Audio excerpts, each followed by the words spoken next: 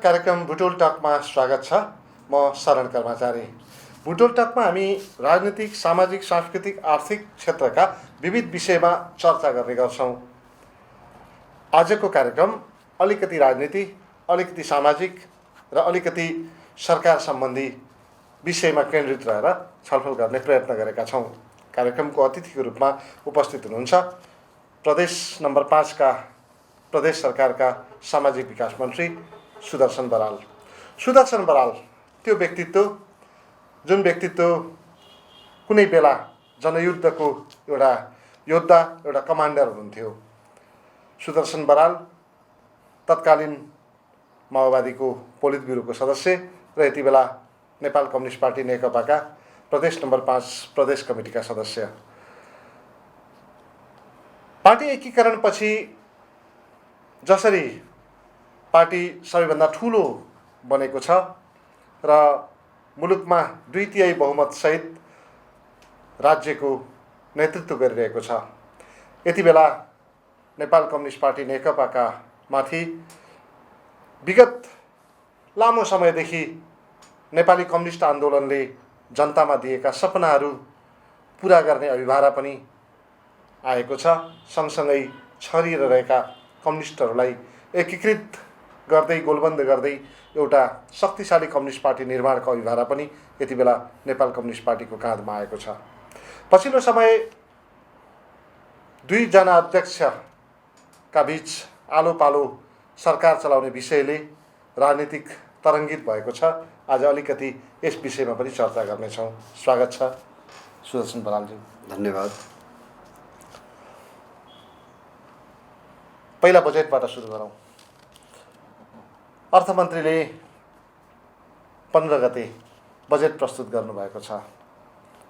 समाचारमा हामी पढे अनुसार, सुने अनुसार र बजेटलाई अध्ययन गरे अनुसार 5 नम्बर प्रदेशले निकै ठुलो मात्रामा बजेट पाएको छ र सुखी नेपाली, समृद्ध नेपाल बनाउनको लागि बजेट कस्तो छ र प्रदेश सरकारको तर्फबाट हेर्नुपर्दा बजेट तपाईँलाई कस्तो लाग्यो?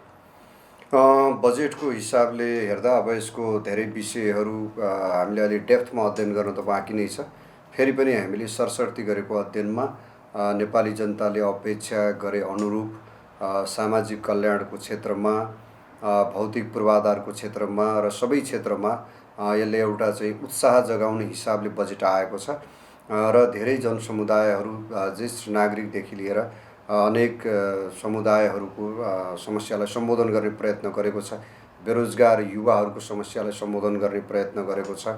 भौतिक पूर्वाधार क्षेत्रका धेरै रणनैतिक महत्त्व र महत्त्वाकांक्षी लक्ष्यहरूलाई भेट्ने यसले चाहिँ प्रयत्न गरेको छ र मुलुकको कुल गार्हस्थ उत्पादन GDPमा चाहिँ वृद्धि ल्याउने र केही समयभित्रमा नै दोहोरो अङ्कको आर्थिक वृद्धि दर हासिल गर्ने लक्ष्यका साथ बजेट आएको छ। यस हिसाबले उत्साहजनक नै छ र अब फेरि पनि केही चाहिँ सङ्घीयताको कार्यान्वयनका मोडेलका हिसाबले स्थानीय सरकारलाई अधिकार सम्पन्न बनाउने र अझै त्यसलाई स्ट्रेन्थेन गर्ने हिसाबले अझै केही छलफल गर्न बाँकी रहेको, अझै केही अध्ययन गर्नुपर्ने बाँकी रहेका कुराहरू पनि बजेटले झल्काएको छ। बजेटको आलोचकहरू यो बजेटले खास गरी समाजवाद उन्मुख संविधानले निर्दिष्ट गरेको आर्थिक क्षेत्रलाई सम्बोधन गर्न नसकेको, धनी वर्गलाई, खास गरी पुँजीपति वर्गलाई मात्रै प्रोत्साहित गर्ने खालको बजेट बनेको र आधारभूत रूपमा गरिब जो लगानी गर्नको लागि आफूसँग सम्पत्ति छैन, पुँजी छैन, त्यस्ता पुँजी कम भएका व्यवसायीहरूलाई वा किसानहरूलाई बजेटले सम्बोधन नगरेको भन्ने आलोचनाहरू पनि आइरहेका छन्। तपाईँले कस्तो पाउनु भएको छ? होइन, जनसमुदायको तल्लो तहलाई समेत सम्बोधन गर्ने गरी प्रयत्न यसले गरेको छ। स्वदेशी उद्योग र उत्पादनलाई बढावा दिने कुरा, स्वदेशका उद्योगहरूलाई अगाडि बढाउनका लागि जो विद्युतीकरणको आवश्यक छ, ट्रान्समिसन लाइनहरूको आवश्यक छ, जुन सडक यातायात पूर्वाधारहरूको आवश्यकता छ, त्यससँग सम्बन्धित विषयमा केन्द्रित रहेर बजेट अगाडि आएको छ। त्यस्तै गरी लाखौँ लाख बेरोजगारीहरूलाई चाहिँ रोजगार बनाउने, रोजगार सिर्जना गर्ने गरी कार्यक्रम गर्ने गरी बजेट आएको छ। त्यस्तै गरी दलित लगायतका चाहिँ ज्येष्ठ नागरिकहरूलाई सम्बोधन गर्ने गरी चाहिँ बजेट आएको छ। सामुदायिक विद्यालयहरूको गुणस्तर सुधार गर्ने गरी र नेपालका सबै प्रदेशहरूमा चाहिँ विशिष्टीकृत स्वास्थ्य सेवा सञ्चालन गर्ने गरी विद्यालयबाट ड्रप आउट भएका स्टुडेन्टहरूलाई सम्बोधन गर्नका लागि पोषण दिवा खाजा गर्ल्सहरूको लागि चाहिँ सेनिटरी प्याडसम्म चाहिँ सरकारको तर्फबाट उपलब्ध गराउने लगायतका कार्यक्रमहरू समाजवादको दिशामा नै छन् यिनीहरू। र जुन महँगो शुल्क तिरेर जनसमुदायहरू प्राइभेट चाहिँ मेडिकलहरू उपचार गर्न बाध्यरत बिरामीहरूका लागि चाहिँ सरकारी अस्पतालबाट सेवा पुर्याउने विस्तार गर्ने कुराहरू लगायतका धेरै विषयहरू, त्यसै गरी कृषिलाई फोकस गर्ने गरी कार्यक्रमहरू आएका छन्। राजमार्ग, मध्य पहाडी लोकमार्ग, पुष्पलाल लोकमार्ग र लोकमार्गहरूमा नयाँ सहरहरू निर्माण गर्ने कुराहरूसँग सम्बन्धित विषयहरू आएको छ। खानेपानीलाई सम्बोधन गर्ने गरी विषयहरू आएको छ। त्यस्तै गरी चाहिँ तुइनहरू, झोलुङ्गी पुलहरू निर्माण गरेर तुइङ लगायतका चाहिँ साङ्गु, फड्के लगायतलाई चाहिँ विस्थापन गर्ने गरी चाहिँ कार्यक्रम अगाडि बढाएको छ। समाजको निकै तल्लो तहको जनसमुदायलाई सम्बोधन गर्ने दिशामा चाहिँ यो बजेट गएको छ। यतिसम्म कि गाउँ गाउँमा रहेका महिला स्वयंसेविकाहरूको सुविधा समेत यसले वृद्धि गर्ने घोषणा गरेको छ। यसरी चाहिँ निकै तल्लो तहका नागरिकहरूलाई बजेटमा चाहिँ निजामती कर्मचारीको चाहिँ तलब वृद्धिको स्केल हेर्दाखेरि पनि तल्लो तहकोलाई 20% र माथिल्लो तहकोलाई 18%को हिसाबले त्यो एभरेजमा चाहिँ तलब वृद्धि गरिएको छ, जसले तल्लो तहको मानिसलाई चाहिँ सम्बोधन गर्ने प्रयत्न छ। यद्यपि हाम्रो क्यापेसिटी अझै धेरै हुँदो हो त हामी अझै धेरै बजेट बढाउनु पर्दथ्यो, अझै धेरै चाहिन्थ्यो। शिक्षा स्वास्थ्यको क्षेत्रमा, अन्य क्षेत्रमा धेरै बजेट चाहिन्थ्यो भन्ने कुरा त आफ्नो ठाउँमा छँदैछ। तर हामीसँग भएको बजेटबाट गर्न सकिने सम्मका कामहरू चाहिँ यही वरिपरि थिए भन्ने लाग्छ। तर विगतका अनुभवहरूलाई हामीले हेर्ने हो भने जतिसुकै राम्रो बजेटहरू प्रस्तुत गरे पनि, जतिसुकै राम्रो बजेट विनियोजन गरिए पनि कार्यान्वयनको सवालमा आर्थिक मसान्त सकिने बेलासम्म पुग्दा धेरै कम मात्र विकास बजेट खर्च हुने, धेरै जसो बजेटहरू फ्रिज भएर फिर्ता हुने र बजेट जुन वर्गका लागि, जुन आधारभूत वर्गका लागि, जुन वर्गका लागि केन्द्रित गरेर बजेट विनियोजन गरिन्छ त्यो वर्गले आत्मसात गर्न नसक्ने, आत्मानुभूति गर्न नसक्ने कटु अनुभवहरू यस अगाडिका बजेटहरूमा पनि देखिएका छन्। तपाईँले अघि नै पनि कोट्याउनु भएको छ, सङ्घीयता कार्यान्वयनको सवालमा सङ्घीय सरकार अलिकति कठोर जस्तो देखिएको आभास बजेटले पनि दिएको छ भन्ने आलोचकहरूले भन्ने गरेका छन्। यो सवालमा यो बजेटको कार्यान्वयन इमान्दारी साथ हुन्छ भनेर कसरी विश्वास गर्ने? यसमा चाहिँ अर्थमन्त्रीको दृढ इच्छा शक्ति र अहिलेको सेन्ट्रल गभर्मेन्टको इच्छा शक्ति चाहिँ देखिएको छ। तर तपाईँले भनेको कुरा जनताले बजेट नपाएर रुनुपर्ने र सरकारले बजेट खर्च नभएर रुनुपर्ने बिचको जो कन्ट्राडिक्सन हामी लामो समय झेलिरहेका छौँ। 80% भन्दा माथि चाहिँ पुँजीगत खर्च गर्न नसक्ने स्थितिको पुनरावृत्ति जो भइरहेको छ र यसै साल गत सालको बजेट पनि हामीले पूर्ण रूपमा कार्यान्वयन गर्न सकिरहेका छौँ। त्यसकारणले हाम्रो खर्च गर्ने क्यापेसिटीलाई चाहिँ कसरी बढाउने भन्ने बारेमा चाहिँ त्यति धेरै ठोस उपाय चाहिँ आएको छैन। यद्यपि अहिले कर्मचारीहरूको चाहिँ तलब वृद्धि आदि इत्यादिले पार्ने एउटा मनोवैज्ञानिक प्रभावको कारणले बजेटको खर्च क्यापेसिटी केही बढ्छ कि भन्ने अपेक्षा चाहिँ गर्न सकिन्छ। त्यसकारण पहिलो कुरा चाहिँ अर्थ मन्त्रालय स्वयंले बजेट खर्च गर्ने मोडालिटी चाहिँ विकास गर्ने र अर्थ मन्त्रालय खर्च गर्दाखेरि चाहिँ एक्टिभ हुने र अन्य मन्त्रालयहरूलाई चाहिँ कोअर्डिनेट गर्न सक्ने क्षमता त्यसले कसरी हासिल गर्छ भन्ने एउटा च्यालेन्जको रूपमा रहेको छ। किनकि यो हाम्रो देशमा चाहिँ बजेट खर्च नहुनुको एउटा धेरै कारणहरू मध्येको एउटा महत्त्वपूर्ण कारण चाहिँ अर्थ मन्त्रालय आफै स्वयं हो।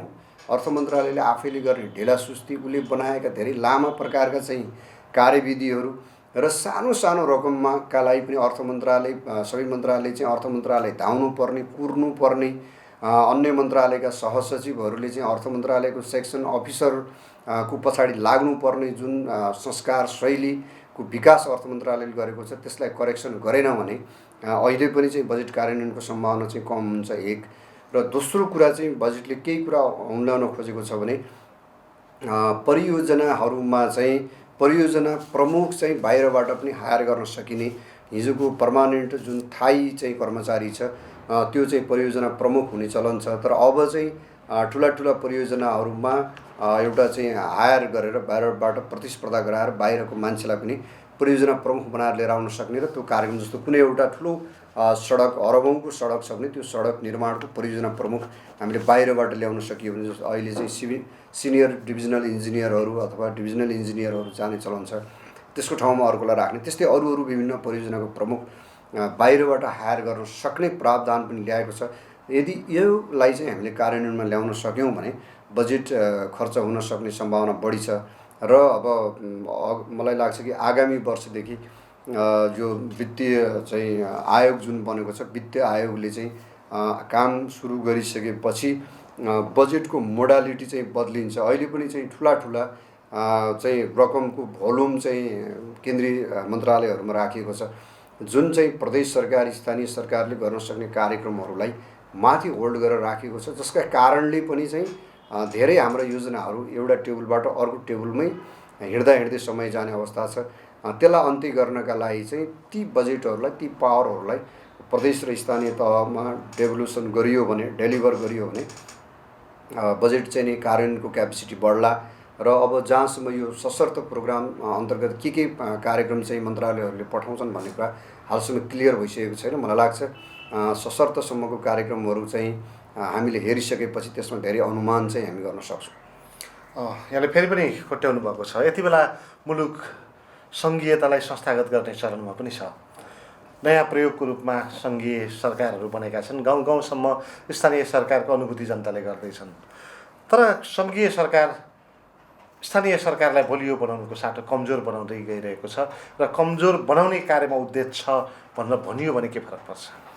कमजोर बनाउनकै लागि उद्यत छ भन्ने चाहिँ भनिहाल्ने अवस्था चाहिँ भएको मलाई लाग्दैन। तर सङ्घीयताको बुझाइमा कमजोरी चाहिँ छ, सङ्घीयताको बुझाइमा समस्या छ, एउटा क्ल्यारिटी ल्याउनेमा समस्या छ। र कतिपय राजनीतिक लिडरसिप, केही मन्त्रालयको पोलिटिकल लिडरसिप चाहिँ काठमाडौँ छोड्न नचाहने, काठमाडौँ राजधानी भित्रै रहन चाहने मान्छे कर्मचारीहरूको एउटा झुन्डको चाहिँ सुझाव र सल्लाह वरिपरि केन्द्रित भइरहेको छ, जसले गर्दाखेरि थुप्रै मन्त्रालयहरूले आफ्ना अधिकारहरू प्रदेश र स्थानीय तहमा हस्तान्तरण गरिसकेपछि पनि अहिलेसम्म पछिल्लो चरणसम्म पनि हिचकिचाइरहेका मन्त्रालयहरू शिक्षा मन्त्रालय, गृह मन्त्रालय लगायतका केही मन्त्रालयहरू छन्, जसले अहिले पनि पावरलाई चाहिँ डिभोल्युसन गर्ने भन्दा पनि सेन्ट्रलाइज गर्नेमा रुचि देखाउनु भएको छ। र कतिपयको त मतलब चाहिँ हिजो सङ्घीयताभन्दा अगाडि चाहिँ तल्लो तहमा प्रयोग गरिएका अधिकार समेत केन्द्रित गर्ने जुन मानसिकता देखिएको छ, त्यसले उहाँहरू स्वयंलाई पनि प्रेसर बढाइरहेको छ। र सङ्घीयता नबुझेको वा सङ्घीयताको संविधान कार्यान्वयन गर्न नखोजेको अर्थमा चाहिँ प्रेसर बढ्दै गएको छ र उहाँहरूले पनि कुरा बुझ्नुहुन्छ जस्तो लाग्छ। र अब यो एकाध वर्षको अभ्यासपछि कुनै पनि हालतमा ती पावरहरू ह्यान्डओभर गर्न उहाँहरू बाध्य हुनुहुन्छ र यो समाधान हुन्छ भन्नेमा मेरो अझै पनि विश्वास छ। कर्मचारी संयन्त्रको कुरा यहाँले उठाउनु भएको छ। केही समय पहिला पार्टीका एकजना अध्यक्ष प्रचण्डले सङ्घीयतालाई आत्मसात नगर्ने कर्मचारीलाई कारबाही गरिन्छ, निष्कासन गरिन्छ भनेर बुटोलमै एउटा सभामा उद्घोष गर्नुभएको थियो। फेरि पनि त्यही कुरा उठेको छ, सङ्घीयतालाई आत्मसात नगर्ने, परिवर्तनलाई र गणतन्त्रलाई आत्मसात नगर्ने कर्मचारीहरू अहिले पनि छन्। पुरानो मनोवृत्तिमा, पुरानो मानसिकतामा, पुरानै संरचनाका आधारमा राज्य सञ्चालनका विधिहरू अपनाउने प्रयासहरू भइरहेका छन् भन्ने यहाँले पनि सङ्केत गर्नुभएको छ। आखिर कहिलेसम्म? मैले चाहिँ मेरो सङ्केत चाहिँ त्यता छैन, किनकि अब एउटा स्थिर सरकार 2/3 बहुमतसहितको एउटा स्ट्रङ गभर्मेन्ट आइसकेपछि अब कुनै पनि मानेमा चाहिँ कर्मचारीको थाप्लोमा आरोपहरू दोषहरू थपर्नुको कुनै औचित्य छैन। यदि त्यस्तो कसैले गर्छ भने त्यो उसको राजनीतिक दिवालियापन हो। हामीले पोलिटिकल लिडरसिपको चाहिँ कमिटमेन्टको जरुरी छ। यदि राजनीतिक नेतृत्वसँग दृढ इच्छा शक्ति छ भने हामीले चाहिँ कुनै पनि कर्मचारीलाई, संविधान कानुन नमान्ने कर्मचारीलाई बर्खास्त गर्ने अधिकार छ, सरुवा गर्ने अधिकार छ, घटुवा गर्ने अधिकार छ। र सङ्घीयताप्रति लोयल, संविधानप्रति लोयल भएका कर्मचारी भर्ना गर्ने अधिकार सरकारलाई छ। र त्यो भइसकेपछि अब कर्मचारीको कारणले सङ्घीयता कार्यान्वयन भएन वा बजेट कार्यान्वयन भएन वा विकास भएन वा कुनै काममा बाधा पर्यो भनेर अब भनेको कुरा चाहिँ यो पाच्य र सह्य हुँदैन। त्यसो भएको हुनाले हाम्रो पोलिटिकल लिडरसिपमै कहीँ न कहीँ त्रुटिहरू छन्, कहीँ न कहीँ बुझाइमा समस्याहरू छन्। सङ्घीयतालाई स्वीकार गर्नेमा कहीँ न कहीँ हेजिटेसन चाहिँ हाम्रो देखा परेको छ, जसको पछाडि लागेर ब्युरोक्रेसीले त्यहाँ रोल प्ले गरिरहेको छ। नभए लिडरसिपले चाहिँ एउटा मन्त्रीले, क्याबिनेटले डिसिजन गरिसकेपछि त्यसलाई चाहिँ कुनै एउटा कर्मचारीले, सहसचिवले, सचिवले वा मुख्य सचिवले काट्ने भन्ने कुरा रहँदैन। त्यस कारणले यदि त्यस्तो छ भने त्यो लिडरसिपको फेलर हो। त्यसो भएको हुनाले मलाई लाग्छ कि अब बुझाइमा स्पष्टता हासिल हुँदै गएको छ र त्यो समस्या रहने छैन।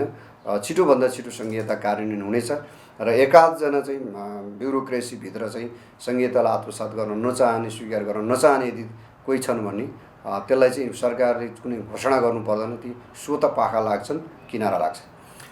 अब जसले जे भने पनि देशको नेतृत्व गर्ने भनेको राजनीतिले नै हो। राजनीतिक विषयमा अलिकति चर्चा गरौँ।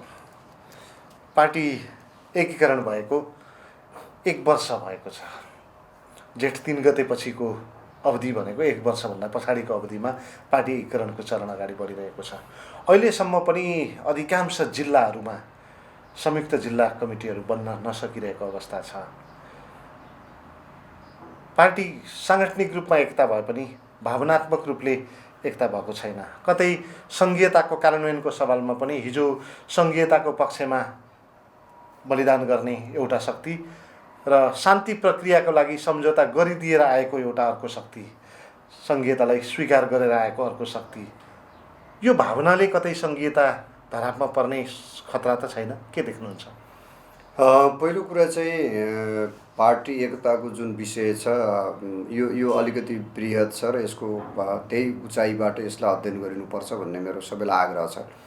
किनकि हामी दुईटा पार्टीको बिचमा जुन एकीकरण भयो यो एउटा साधारण प्रकारको एकीकरण नभएर दुई भिन्न विचारधारा नै भन्छु म, दुई भिन्न कार्यशैली, दुई भिन्न प्रकारका सङ्गठन र दुई भिन्न प्रकारका पृष्ठभूमि र आन्दोलनको बिचबाट समेत आएको कारणले यसको एकताको प्रक्रियामा अरू पार्टीहरू नेपाली काङ्ग्रेस प्रजातान्त्रिक र चाहिँ नेपाली काङ्ग्रेस एकीकरण भए जस्तो पहिलेको एमाले र चाहिँ माले अथवा वामदेवजीको एकीकरण भए जस्तो सहज र सरल चाहिँ थिएन यो र छैन। त्यसकारणले कैयौँ राजनीतिक विषयहरूमा, वैचारिक विषयहरूमा, कार्यदिशाकै विषयमा अझै पनि बहसहरू छन्। हामी मूल मुद्दा शान्ति प्रक्रियाबाट, शान्तिपूर्ण माध्यमबाट समाजवाद निर्माण सम्भव छ भन्ने एउटा मेन थिमलाई चाहिँ केन्द्रमा राखेर मात्रै एकीकरण गरेका हौँ। बाँकी विषयहरू चाहिँ अझै पनि छलफलको प्रक्रियामै छन्। दोस्रो नम्बरमा चाहिँ यो ढिलाइका पछाडि केही कारण चाहिँ, केही समस्याहरू चाहिँ पार्टी सरकारमै रहेको कारणले एउटा ठुलो हिस्सा सरकारमा भएको र त्यसले पैदा गरेको व्यस्तताका कारणले पनि केही ढिलाइ भएको छ। र तेस्रो नम्बरमा चाहिँ जहाँसम्म संघीयताको कुरा छ, संघीयताको विषयमा चाहिँ यसलाई चाहिँ बहस गर्ने एउटा कुन एङ्गलबाट बहस गरेको छ, कुन एङ्गलबाट यसलाई ग्रहण गरिएको छ भन्ने एउटा भिन्न भिन्न परिवेशबाट आएको, भिन्न भिन्न पृष्ठभूमिबाट आएका कारणले बुझाइमा केही फरकहरू छन्, केही जोड र कोणहरूमा अन्तरहरू छन्। तर पार्टीको मूल स्पिरिट फेरि संघीयता नै हो। संघीयताबाट पछाडि फर्कने स्थिति अब कसैका लागि पनि छैन। त्यो नेकपाका लागि मात्रै होइन कि अरू कुनै राजनीतिक दलका लागि पनि सम्भव छैन। संघीयताको कट्टर विरोधी चाहिँ राष्ट्रिय जनमोर्चा समेत अहिले चाहिँ सबै प्रदेशमा निर्वाचन लडेर प्रदेशमा सहभागी भएर उसको स्ट्रेन्थले भ्याएको भए चाहिँ प्रदेश सरकारमै सहभागी हुने हिसाबले आउने अवस्था छ। त्यस कारणले चाहिँ संघीयता त यो एउटा नेपालको मूल प्रभाव बनिसकेको छ, मेन स्ट्रिमिङ भइसकेको कारणले यसलाई चाहिँ कुनै खतरा छैन। खालि चाहिँ यसको संघीयताको ग्राभिटीलाई, यसको गहिराइलाई बुझ्नेमा चाहिँ कहीँ न कहीँ अन्तर भएको कारणले यसलाई कतिपयले अलिक फर्मालिटीमा जस्तो मात्रै बुझ्ने र कतिपयले यसलाई चाहिँ नेपालको वास्तविक चाहिँ समस्या सम्बोधन गर्ने एउटा खास शासकीय स्वरूप हो, शासकीय संरचना हो भन्नेमा बुझ्ने, यो बुझाइमा केही अन्तर भएका कारणले कार्यान्वयनका केही ढिलासुस्तीहरू र अब केही हामीले चाहिँ 250-300 वर्षदेखि केन्द्रीकृत चाहिँ व्यवस्थामा गुज्रेको कारणले, त्यो अभ्यासबाट आएका कारणले हाम्रा केही संस्कार, संस्कृति र चाहिँ मनोविज्ञान पनि छ कि अब तल गएपछि सक्दैनन् कि होइन, प्रदेशले सक्दैन कि स्थानीयले सक्दैन कि केन्द्रमा भएपछि चाहिँ सम्भव हुन्छ कि माथि नै राखेपछि सबै अडाउन सकिन्छ कि। यो सामन्ती संस्कार संरचनाले के देख्छ भने म मऱ्यो भने के हुन्छ, यो पृथ्वी त ठप्प हुन्छ। कतिपय मान्छेले त्यस्तो, म मरेको भोलिबाट मेरो परिवारले खान पाउँदैन, लाउन पाउँदैन, मागेर खान्छन्, घर परिवार चलाउन सक्दैनन् भन्ने चाहिँ संस्कारबाट हुर्केको छ। त्यसैगरी त्यही संस्कारबाट हुर्केका कारणले चाहिँ सङ्घमा भएपछि त्यही सांसद चाहिँ ठुलो जस्तो लाग्ने, सङ्घको मन्त्री भएपछि त्यही मन्त्री चाहिँ एकदम ठुलो ब्रह्मज्ञानी जस्तो लाग्ने, अनि सङ्घमा बसेको एकजना चाहिँ उपसचिवले त्यस्तो ठान्छ कि आफूलाई। सङ्घमा भएको उपसचिवले प्रदेशमा रहेमा सहसचिवहरू मन्त्रालयको सचिव छन्, विशिष्ट श्रेणीको मान्छे चाहिँ प्रमुख सचिव छ, तर प्रदेशमा गएपछि त्यसले जानेको छैन होला भन्ने उसले त्यो कन्सेप्ट राख्छ। त्यस कारणले हाम्रो त्यो सामन्ती संस्कारले दिएको विषय हो त्यो। जस्तो कि चाहिँ अब हामी पार्टी एकीकरणकै चरणमा थियौँ। पार्टी एकीकरणको सवालमा 21औं शताब्दीको जनवाद भन्ने हिजोको पूर्व माओवादी र जनताको बहुदलीय जनवाद भन्ने पूर्व एमालेको बिचमा एकीकरण हुने बेलामा दुवैको मर्ज भएर एउटा नयाँ जनवादको रूपमा समाजवादी चरणको अगाडि बढ्ने दिशामा चाहिँ अगाडि बढेको थियो। तर पार्टी एकीकरणपछि फेरि पनि जनताको बहुदलीय जनवादलाई फेरि बिउजाउने वा 21औं शताब्दीको जनवादको पक्षमा फेरि पक्ष पोषण गर्ने कुराले गर्दा विगतमा जसरी कमा फुल स्टपका कारणले गर्दा ह्रस्व दीर्घका कारणले गर्दा कम्युनिस्टहरू फुट्ने इतिहास नेपालमा छ, त्यस्तो बीजारोपण फेरि हुन थालेको हो कि भनेर भन्ने आशंका चाहिँ किन नगर्ने? यस्तो हो, पार्टीको मूल स्पिरिट चाहिँ जनताको बहुदलीय जनवाद, 21औं शताब्दीको नयाँ जनवाद लगायतका विषयहरूमा बहस गर्दै जाने, महाधिवेशनसम्म त्यसलाई अल्पमत बहुमतद्वारा होइन सहमति र बहसद्वारा टुङ्गो लगाउने क्लियर नै यो कुरा छ। र अहिले त्यसलाई नै एउटा चाहिँ व्यवस्थित फोरमद्वारा व्यवस्थित बहसद्वारा लानुपर्छ भन्नेमा पार्टीको मूल स्पिरिट त्यहाँ नै छ र त्यसमा कुनै समस्या छ जस्तो लाग्दैन। 21औं शताब्दीको जनवाद नै वैज्ञानिक हो, व्यवस्थित हो, यो नै सही छ भन्ने पनि छ। बहुदलीय जनवाद नै सबैभन्दा राम्रो सिद्धान्त हो भन्ने पनि छ। जे भए पनि त्यसलाई आन्तरिक बहसबाट लाने भन्नेको पार्टीको मूल स्पिरिट हो। अब यो स्पिरिटलाई चाहिँ पार्टीको सबै लाखौँ पार्टी सदस्य र कार्यकर्ताहरूले फलो गर्ने हो। जहाँसम्म कम्युनिस्ट पार्टीभित्र एकाध त्यस्ता प्रवृत्तिहरू हुन्छन् जसलाई पार्टी चाहिँ मा गुटबन्दी भएकोमा फाइदा हुन्छ, पार्टीमा चाहिँ अन्तर्विरोध झगडा लिडरसिपको बिचमा झगडा भएको मतभिन्नता भएकोमा चाहिँ व्यक्तिगत फाइदा लिन खोज्ने चाहने निम्न पुँजीवादी प्रवृत्ति हाम्रो नेपालको मेन ग्राउन्ड नै चाहिँ फेट्टी बुर्जुवा निम्न पुँजीवादी धरातल हो र त्यसको प्रतिनिधित्व पार्टीभित्र केही मान्छेहरूले गर्ने गर्छन्। त्यस कारणले पार्टीलाई चाहिँ बहुदलीय जनवाद चाहिएको हो कि 21औं शताब्दीको जनवाद चाहिएको भन्ने विषयमा ती मान्छेले बहस गरिरहेका छैनन् र उनीहरू आफूलाई व्यक्तिगत रूपमा के चाहिएको छ, उनीहरूले महाधिवेशनसम्म जाँदा मैले व्यक्तिगत रूपमा कुनै स्पेस बनाउन सक्छु कि, म कतै पछाडि परेँ कि, मलाई घाटा भइरहेछ कि, त्यस्ता मानिसहरूलाई चाहिँ लाखौँ मान्छेहरूले त्याग गरेर यो पार्टी एकीकरण भएको हो, हजारौँ मान्छेहरूले बलिदान गरेर यो पार्टी यो लेभलमा आइपुगेको र त्यस बापत जनताले विश्वास गरेको भन्नेमा चाहिँ सरोकार राख्दैनन्। मैले के पाएँ, मैले कतै गुमाएँ कि भनेर व्यक्तिगत रूपमा सोच्ने केही मान्छेहरूले त्यस्तो तर्क उठाएका हुन् जस्तो लाग्छ। तर मूल रूपमा चाहिँ पार्टीले जनताको जनवाद भनेको छ र महाधिवेशनमा यो सबैलाई चाहिँ सैद्धान्तिक रूपमा सूत्रीकृत गर्ने र त्यो पनि सहमति र छलफलबाट अगाडि लैजाने भनेको हुनाले अहिले पार्टीको मूल प्रवृत्तिमा चाहिँ बहुदलीय जनवाद वा 21औं शताब्दीको जनवादको बारेमा कुनै बहस छैन। 2-4 दिनदेखि एउटा बहस अगाडि आएको छ सत्ताको आलो पालोको विषयमा। दुईटा अध्यक्षका बिचमा पार्टी एकीकरणको बेलामा आधा समय सत्ताको नेतृत्व गर्ने भन्ने विषयमा सहमति भएको थियो भन्ने एउटा लिखित दस्तावेज सार्वजनिक भएको छ र राजनीतिले अहिले त्यही वरिपरि बसेर बहस गरिरहेको छ। यो सन्दर्भमा यति बेला 2/3 बहुमत भएको सरकार, एउटा स्पिडका साथ समाजवाद उन्मुख संविधानलाई समाजवादको दिशामा लैजानको लागि केन्द्रित भएर अगाडि बढिरहेको सरकार र एउटा कम्युनिस्ट पार्टी जो व्यक्तिगत पद प्रतिष्ठा भन्दा पनि जनताको स्वार्थमा बढी केन्द्रित हुने गर्छ भनेर आफूलाई दाबी गर्ने गर्छन्। यो अवस्थामा एउटा स्पिरिटका साथ अगाडि बढिरहेको बेला सत्ता परिवर्तनको कुरा फेरि कहाँबाट आयो? सत्ता परिवर्तनको कुरा चाहिँ आएको छैन। प्रसङ्गवश पार्टी एकता हुँदा के प्रकारका अन्डरस्ट्यान्डिङहरू थिए भन्ने बारेमा कहीँ चर्चा भएको छ र त्यसलाई रेस्पोन्स गर्ने क्रममा पार्टीको एकजना अध्यक्षले त्यस्तो बोल्नु भएको छ भन्ने बजारमा आएको छ र त्यसलाई मैले पनि सुनेको छु।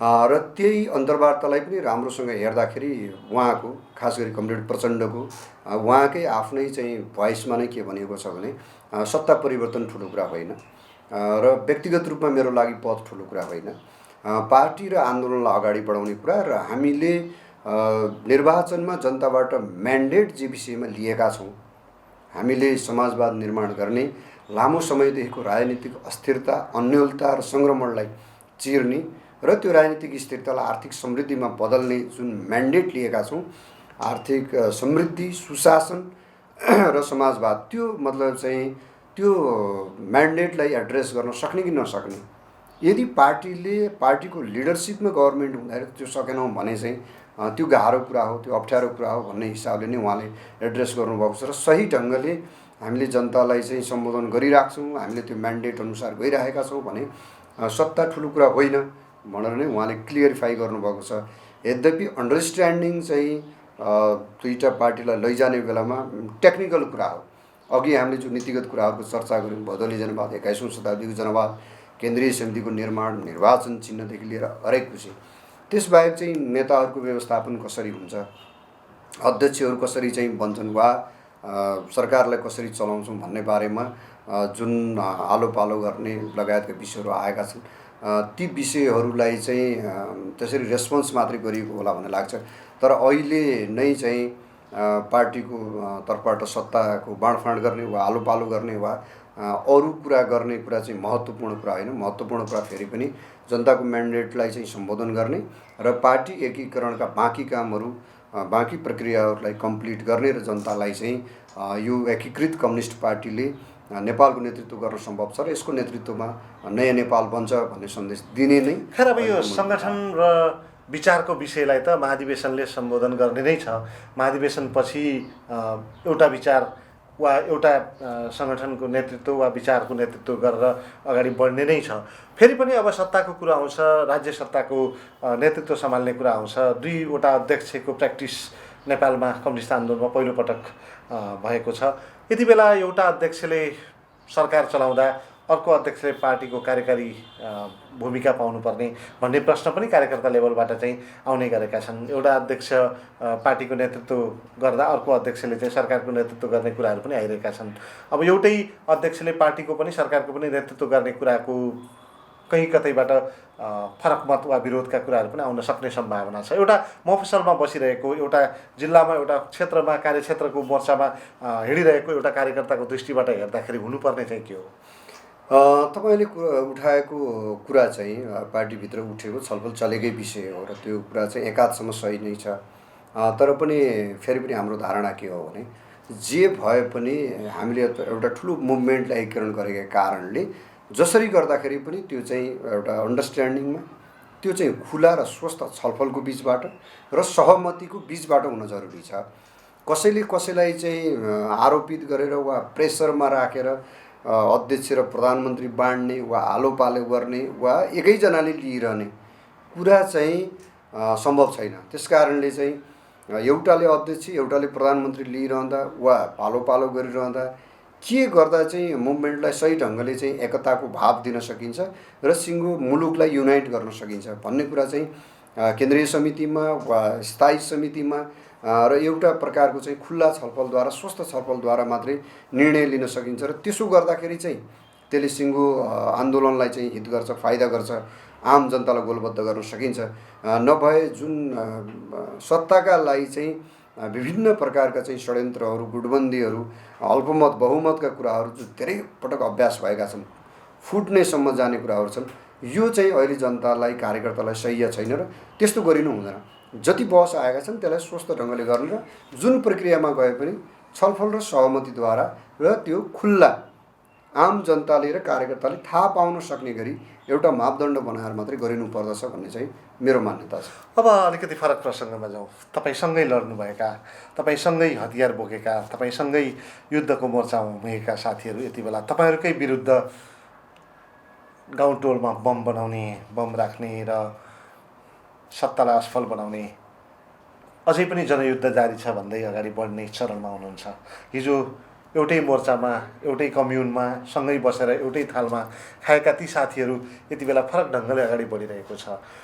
अब यो विप्लव नेतृत्वको माओवादीको नामबाट भइरहेको आन्दोलनलाई एउटा हिजो सँगै हिँडेको सहयात्री पार्टीको नेताको हैसियतले कसरी लिनुभएको छ? मलाई चाहिँ यसमा के लाग्छ भने यो पार्टी विभाजनकै बेलामा तत्कालीन नेता नेत्रविक्रम चन्द विप्लवजीसँग मैले 3 दिन बहस गरेको छु काठमाडौँमा, उहाँकै डेरामा गएर।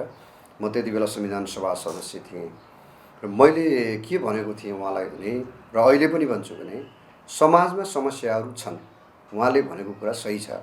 भ्रष्टाचार पनि छ, गरिबी छ, बेरोजगारी छ, र विभिन्न प्रकारका विकृति विसङ्गतिहरू छन्। यो उहाँको विश्लेषणसम्म चाहिँ हाम्रो सहमति छ। तर त्यसको समाधान गर्ने उहाँले दिएको तरिका चाहिँ गलत छ। अहिलेको युगमा फेरि बम पड्काएर फेरि दीर्घकालीन जनयुद्ध गर्छु भनेर वा उहाँले भनेको अहिलेको नयाँ एकीकृत जनक्रान्ति, जसको खास परिभाषा छैन, त्यो जनक्रान्तिबाट अहिले सम्भव छैन। अहिलेको आन्दोलनको तरिका, जनपरिचालनको तरिका र सङ्गठित साम्राज्यवादलाई चाहिँ प्रतिरोध गर्ने तरिका बदल्न जरुरी छ, र त्यसरी आएका छौँ हामी। त्यस कारणले उहाँहरूको स्पिरिटमा सही हुँदाहुँदै पनि, उहाँहरूको नियत पवित्र हुँदाहुँदै पनि उहाँहरूले अपनाएको तरिका र उहाँहरूले स्थापना गर्न खोजेको व्यवस्था अहिले सम्भव छैन। त्यसरी चाहिँ उहाँहरू लागेर सम्भव छैन।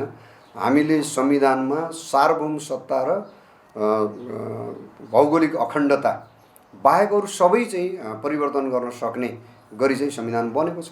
निर्वाचनमा आउनुहोस्, 2/3 ल्याउनुहोस्, उहाँले भने जस्तो व्यवस्था खडा गर्नुहोस्।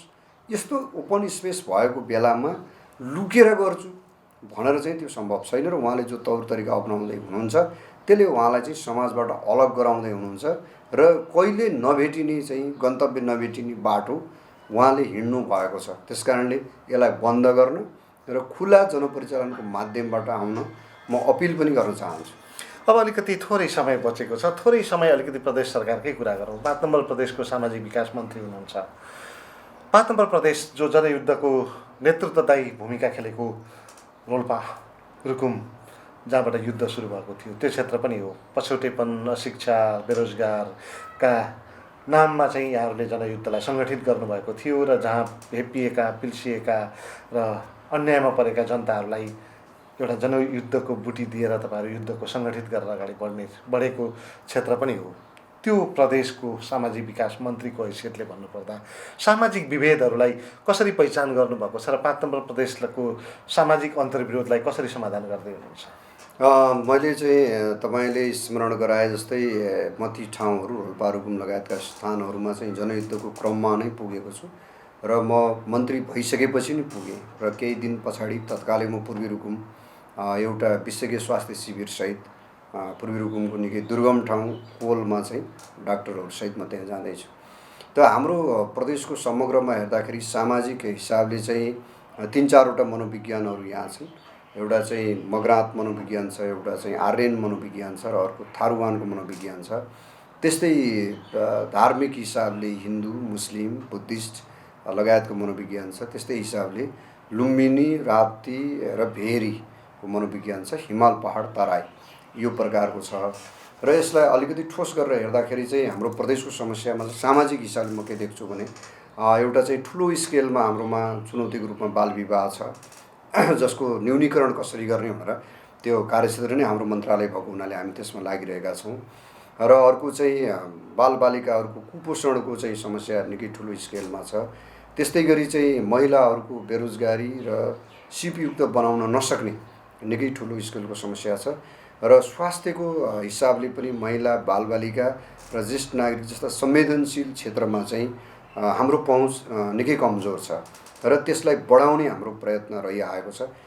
त्यस्तै गरी सबैभन्दा उत्पीडित समुदायको रूपमा रहेको दलित समुदाय, यता मधेसी समुदायमा पनि र यता पहाडिया चाहिँ जनसमुदायको बिचमा पनि दलित समुदाय निकै पिछडिएको र आफ्नो परम्परागत मौलिक पेसा पनि गुमाउँदै गएको, र नयाँ पेसा, पुँजी वृद्धि गर्ने पेसामा इस्टाब्लिस हुन पनि नसकिरहेको, शिक्षा, स्वास्थ्य, रोजगार जस्ता विषयमा चाहिँ पछाडि परेको समुदायको रूपमा रहेको मैले पाएको छु। त्यस्तै मधेसी, मगर, थारू लगायतका जनजातिहरू पनि विविध हिसाबले पिछडिएको अवस्थामा चाहिँ रहेको छ। त्यसकारणले यसको एकीकृत सम्बोधनका लागि चाहिँ हाम्रो मन्त्रालयले प्रयत्न गरिरहेको छ। ती समुदायहरूको, आदिवासी जनजाति समुदायहरूको भाषा, संस्कृति, उनीहरूको मौलिक परम्परा र कला साहित्यको संरक्षण सम्वर्धन गर्ने देखि लिएर उनीहरूको चाहिँ आय आर्जन, सिपमूलक चाहिँ ट्रेनिङको माध्यमबाट उनीहरूको रोजगारी, पुँजी वृद्धि गर्ने र त्यस्ता दुर्गम स्थानहरूमा तपाईँले भने जस्तो दुर्गम स्थानहरूमा हाम्रो मन्त्रालयले नभए पनि अन्य मन्त्रालयको तर्फबाट ती दुर्गम स्थानहरूमा सडक यातायात पूर्वाधार, खानेपानी, स्वच्छ खानेपानीको चाहिँ पहुँच पुर्याउने त्यस्ता खालका कार्यक्रमहरू र त्यसै गरी चाहिँ हाम्रो तर्फबाट फेरि शिक्षाका युनिटहरू, विद्यालयहरू, कलेजहरू इस्टाब्लिस गर्ने जस्तो चाहिँ हाम्रो प्रदेशमा अहिले पनि चाहिँ जम्मा 1200 गर्ल्सहरूले, छोरीहरूले चाहिँ सामुदायिक विद्यालयमा चाहिँ 11 र 12मा चाहिँ विज्ञान विषय पढ्दैछ। यो निकै चाहिँ दुःख लाग्दो तथ्याङ्क हो। त्यस्तै प्राविधिक शिक्षातर्फ पनि निकै कम छ। चाहिँ छोरीहरूलाई चाहिँ विज्ञानमा, छोरीहरूलाई प्राविधिक शिक्षामा अगाडि ल्याउने, त्यसका लागि विशेष कार्यक्रमहरू सञ्चालन गर्नुपर्ने। अहिले पनि ठुलो सङ्ख्यामा किशोरीहरू चाहिँ 20 वर्षभन्दा अगाडि नै गर्भवती हुने झन्डै 20% को तथ्याङ्क चाहिँ देखिन्छ। यो पनि एउटा डरलाग्दो तथ्याङ्कको रूपमा रहेको छ।